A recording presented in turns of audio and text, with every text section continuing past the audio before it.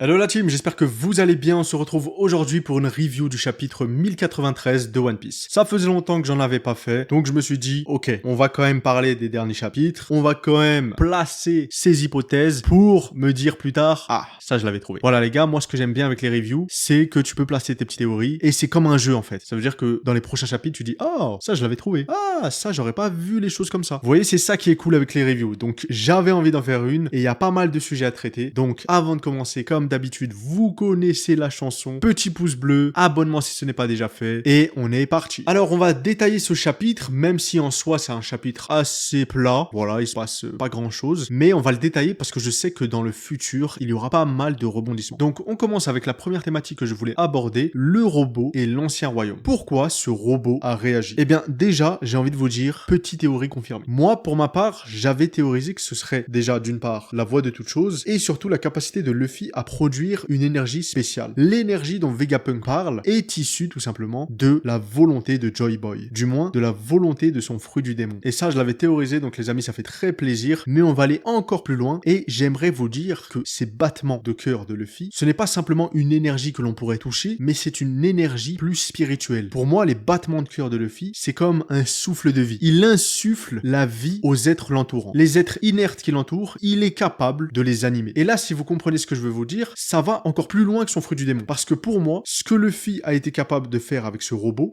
qui est inactif depuis plus de 200 ans, c'est une combinaison de son Gear 5 et de la voix de toute chose. Car oui, les amis, on a peut-être là devant nos yeux l'éveil de la voix de toute chose. Moi, je vous l'ai dit dans une de mes vidéos, que je vous invite à regarder d'ailleurs, que la voix de toute chose, c'est comme une forme de haki. C'est-à-dire que dans le futur, Oda, il va nous montrer qu'il y a des stades avancés de cette forme de haki. Donc, pourquoi ne pas imaginer que la voix de toute chose puisse insuffler la vie à des objets inanimés, sachant que la voix de toute chose, de base, elles permettent d'entendre des voix d'objets inanimés. Là, ce serait l'inverse, leur donner carrément une vie. Parce que en soi, ce robot, à part si Oda nous montre le contraire, il n'a pas de mécanisme à l'intérieur de lui. C'est juste une armure vide. Et ce que Luffy a été capable de faire, c'est lui envoyer ce sursaut de vie. Dites-moi ce que vous en pensez dans les commentaires. Mais en tout cas, cette thématique du robot, je la trouve très intéressante. Le problème, c'est qu'elle a été remplacée par ce fameux combat Luffy-Kizaru, combat qu'on va traiter plus tard dans cette vidéo. Mais voilà, les gars. Là, je pense qu'on s'en rend pas compte, mais Oda, il est en train de nous cuisiner un bon petit plat, et ça annonce du lourd pour la suite. Parce que certes, je pense que le robot, il va servir juste de moyen pour s'échapper, mais dans le futur, ça m'étonnerait pas qu'on apprenne ce qu'est réellement la voix de toute chose, à quoi servait ce robot, et surtout, comment Joy Boy parvenait à les contrôler. Enfin bref, en tout cas les amis, dans ce genre de chapitre, essayez de vous attarder sur les détails comme ça, parce que voilà, les combats, on aime bien, mais quand à côté, on nous lâche des petites infos comme ça, il faut les saisir, parce que c'est vraiment ça le plus croustillant. Bref, dans tous les cas, il est l'heure de parler du combat Luffy-Kizaru, et ce combat, on va mettre plusieurs choses à plat, parce que j'entends tout et n'importe quoi, et j'ai envie de vous donner mon avis personnel sur tous ces débats. Donc premièrement, on va faire le topo sur chaque combattant. D'un côté, nous avons Kizaru, qui a potentiellement le fruit le plus puissant du monde. Son fruit, c'est le Logia de la lumière. Est-ce que vous vous rendez compte de ce qu'est la lumière? Donc sans Haki, Kizaru, c'est déjà un opposant très puissant. Je vous rappelle d'Ener, il avait juste le Haki de l'observation. Bon, un Haki de l'observation très puissant, mais Ener, en soi, c'est son fruit du démon qui lui donnait vraiment son prestige, sa puissance. Et aujourd'hui, on a le même cas, mais avec un personnage d'un très haut calibre, un amiral qui possède le fruit le plus puissant du monde. Donc moi, ce que j'aimerais soulever ici, c'est qu'il ne faut pas sous-estimer Kizaru. Sérieusement, quand j'ai vu les gens dire au début « Ah, mais Kizaru, il tient pas un chapitre. Ah, mais Kizaru, il va se faire balayer. » Je savais que ce serait pas le cas. Les gars, on n'est pas dans un manga binaire. On n'est pas dans un truc où « Ah, tu es amiral, je suis empereur, donc je te fume en un coup. » Non, dans chaque chapitre, il faut analyser les points forts de chaque personnage, et surtout, il faut comprendre qu'il y a une certaine cohérence dans l'univers d'Oda. On va pas commencer à donner à Luffy des one-shots dans tous les côtés parce qu'il est devenu empereur. Non, encore une fois, si Oda il a choisi de mettre les amiraux à la fin du manga, c'est pour une bonne raison. C'est qu'ils représentent encore une menace. Pas une menace directe pour Luffy, mais ça peut être une menace pour son équipage. Là, on le voit très bien, en ce moment, Kizaru, c'est une très grande menace pour Vegapunk. Bref, dans tous les cas, Oda il va pas commencer à jeter les rapports de force dans la poubelle, juste pour faire plaisir à des fans qui, en soi, n'ont même pas compris que dans le monde de One Piece, il y a une certaine cohérence. Bref, à part ça, comme je le disais, Kizaru a le fruit le plus puissant du monde, et il est actuellement contre un opposant qui est Luffy, et qui a également l'un des fruits les plus puissants du monde. Donc forcément, la victoire de ce combat, elle va en faveur de Luffy. Si Luffy et Kizaru se battent sérieusement, Luffy en ressort victorieux à 80%. Parce que, encore une fois, il y a une cohérence dans l'œuvre. Les empereurs, ils nous ont été présentés depuis le début comme une anomalie de ce monde. Quand tu vois Big Mom, qui est censée être une humaine, et qui à l'âge de 6 ans fait déjà 5 mètres, tu dis, ok, ça c'est un empereur. Quand tu vois Kaido, qui est la créature la plus puissante du monde, qui est un Oni, qui a tenu une île en lévitation pendant des heures, tout en se battant avec Luffy, les fourreaux rouges, les supernovas, tu dis, dis ok, lui c'est un empereur. Quand tu vois Shanks qui one-shot Kid qui venait de battre Big Mom avec l'eau, tu te dis ok, lui aussi c'est un empereur. Et maintenant quand tu vois Luffy qui nous sort un éveil mythique, là aussi tu te dis ok, le frérot Luffy a été choisi par Joy Boy, une légende du passé, ce n'est pas pour rien. C'est que Luffy en lui-même est une anomalie. Maintenant Kizaru, jusqu'à preuve du contraire, il nous a pas été présenté comme tel. Kizaru c'est juste un officier de la marine qui est très puissant, qui possède un fruit très très puissant également, mais qui n'est pas impressionnant sur le papier. Je veux dire, on le voit, on sent qu'il a un certain style, on sent qu'il a une certaine prestance, mais ce ne sera jamais à la hauteur de ce que a fait Oda pour les empereurs. Et il faut l'accepter. D'autant plus que la question de ce combat Luffy-Kizaru ne se pose même plus, puisque l'on voit très bien dans ce chapitre que Kizaru, il n'a qu'une seule idée en tête, c'est tuer Vegapunk. Il est venu sur Egghead pour réaliser sa mission. Tuer ce scientifique qui en connaît trop, et surtout, le faire rapidement. Et de l'autre côté, Luffy, il nous a sorti le Gear 5, et on voit très bien qu'il s'amuse. On voit bien qu'il est pas à fond. Ça, c'est évident. Maintenant, est-ce que je dis qu'il est en train de faire complètement n'importe quoi avec Kizaru? Non. Mais il n'est pas dans la même optique qu'avec Kaido. Kaido, il devait le défaire absolument. Là, Luffy, ce qu'il est en train de faire, c'est protéger Vegapunk, protéger ses Nakama de Kizaru. Bien sûr, maintenant se pose une autre question. Une question à laquelle je dois donner mon avis, c'est est-ce que les amiraux sont aussi forts que les secondes Yonko? Ça, pour le coup, mon avis, il est tranché aujourd'hui parce que on voit très bien que Kizaru, il a bien géré le Snake Man de Luffy jusqu'à le pousser à sortir son Gear 5, là où Katakuri a été vaincu par cette forme. Et quand on voit maintenant que Kizaru continue tout de même à riposter contre Luffy, on peut pas comparer cet amiral à Katakuri. Et je sais que ce débat est controversé, donc je vous invite vraiment à me mettre en commentaire vos arguments qui iraient en faveur de les amiraux sont égaux au second Yonko. Maintenant, j'aimerais parler de ce que je vois pour la fin de ce combat. Déjà, comme je le disais dans un de mes shorts, je vois le combat Luffy-Kizaru finir par une égalité, dans le sens où personne ne va l'emporter sur l'autre. Mais ce qui est intéressant de constater dans ce chapitre, c'est que Saturne est remis en avant. Alors, on voit juste une case le présentant, mais la manière dont Oda le présente, c'est comme si on attendait le boss. Voilà, donc là, il y a Kizaru qui est en train de s'occuper de Luffy, mais le boss Saturne n'a pas encore mis les pieds sur Egghead. Donc pour moi, le vrai affrontement, il pourrait se faire avec Saturne et Kizaru en duo. Pour le coup, je vois mal Saturne faire face tout seul à Luffy, mais une combinaison des deux, ça pourrait donner un combat beaucoup plus intéressant. Parce que pour le coup, Luffy, supposant que Saturne est fort, pourrait vraiment galérer contre ces deux-là. Après, bien sûr, je n'exclus pas la très forte probabilité que Saturne soit là uniquement pour récupérer les pacifistas, parce que je vous rappelle que c'est lui qui est le plus haut dans la puce de commandement. Mais encore une fois, n'oubliez pas l'enjeu de cet arc. Cet arc, ce qui le rend vraiment intéressant, c'est que Oda nous a teasé un incident majeur qui va s'y produire. Et cet incident majeur, pour ma part, j'ai bien l'impression qu'il sera lié à Saturne. Saturne qui a un statut très élevé. Le mec, c'est un dragon céleste plus.